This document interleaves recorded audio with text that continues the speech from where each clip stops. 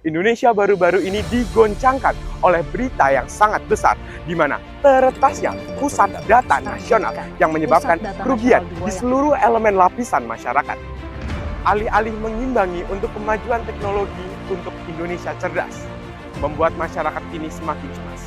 Lantas, apakah ini merupakan kegagalan dari pemerintah yang tidak bisa melindungi pusat data nasional? Ataukah kurang pahamnya teknologi secara personal? Kegagalan pemerintah dalam melindungi pusat data nasional memunculkan stigma negatif dari elemen masyarakat dan DPR sendiri. Sumber daya manusia bahkan tidak cukup, segera direformasi.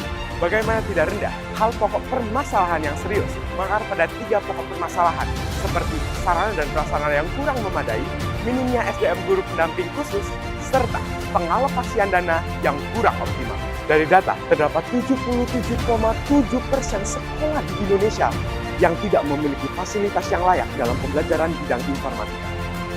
Apakah dari hal ini bisa menjawab pertanyaan, siapkah kita untuk mewujudkan Indonesia Emas?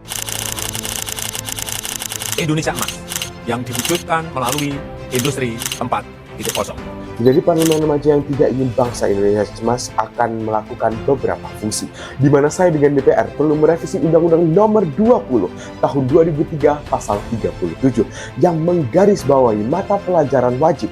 Saya akan menambahkan mata pelajaran informatika yang bersifat wajib ke dalam kurikulum sekolah dasar dan sekolah menengah. Tidak hanya itu, saya akan merealisasikan program kolaborasi antara DPR, Kemendikbud, serta Kominfo untuk mendatangkan para ahli, di mana ini sebagai solusi alternatif yang efektif untuk pendidikan inklusi di Indonesia. Lalu saya bersama DPR akan menganggarkan dana APBN sebesar setengah dari 20% anggaran yang akan dialokasikan secara efisien dalam sarana dan prasarana yang menunjang pendidikan. Saya dengan DPR akan bekerja sama dengan APSI guna memastikan adanya sarana dan prasarana yang menunjang pendidikan. DPR pun harus bekerja sama dengan KPK secara intensif untuk melakukan pemeriksaan secara rutin setiap anggaran yang dikeluarkan oleh Kemendikbud sendiri.